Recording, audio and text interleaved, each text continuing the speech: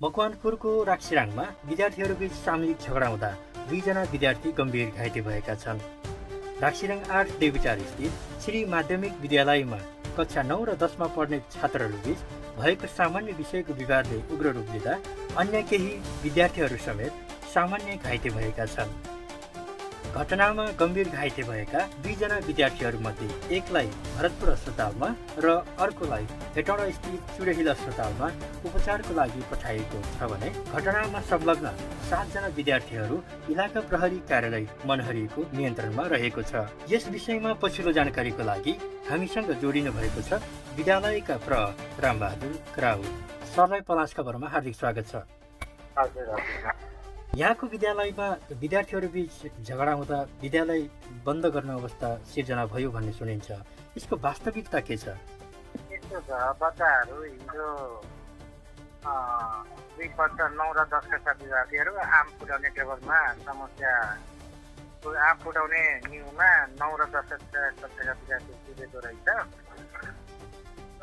अनि 1 जना घाइते भएको रहेछ। त्यो घाइते उपचारको क्रममा भरतपुर पठाएको आज फर्केर निको भएर आयो अनि स्कुलको वातावरण सरकार तर्फी थियो। त्यही बचाइ भावकहरू हो, त्यही भएर स्कुल बन्द गर्नु परेको बन्द गरेको अवस्था देखियो। विद्यालयको व्यवस्थापन समितिसँग हामी सरसल्लाह गरेरै गरे। यो झगडा हुनुमा चाहिँ के कारण थियो? प्रारम्भिक रूपमा के खुल्न आयो? एउटा काँचो हात टेबलमा फुटाएको 10 कक्षाको विद्यार्थीले 9 कक्षाको कक्षामा गएर टेबलमा अनि बाँडेर खाएको अनि 9 कक्षाको विद्यार्थी हाम्रो कक्षामा त हेरे किन आएर फुटाएको भनेर भन्नु हो। अनि किन फुटाएर खाने सामान्य कुरा हो, त्यही तर्कमा गर्दा गर्दा नै झगडा पर्यो। भनेपछि विषय सामान्य नै थियो तर पछि चाहिँ जटिल के ग्याङ फाइट जस्तै भयो भन्न खोज्नु भयो सरले? ग्याङै फाइट त भाव होइन, तर त्यस्तै बुझ्नु पर्ने हो।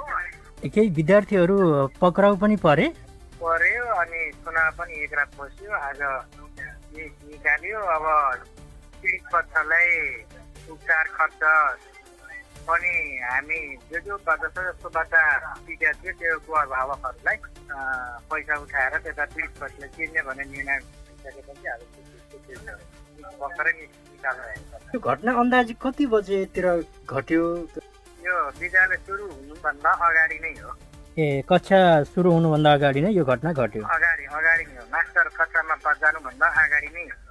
यहाँको महत्त्वपूर्ण समय र जानकारीको लागि हार्दिक धन्यवाद।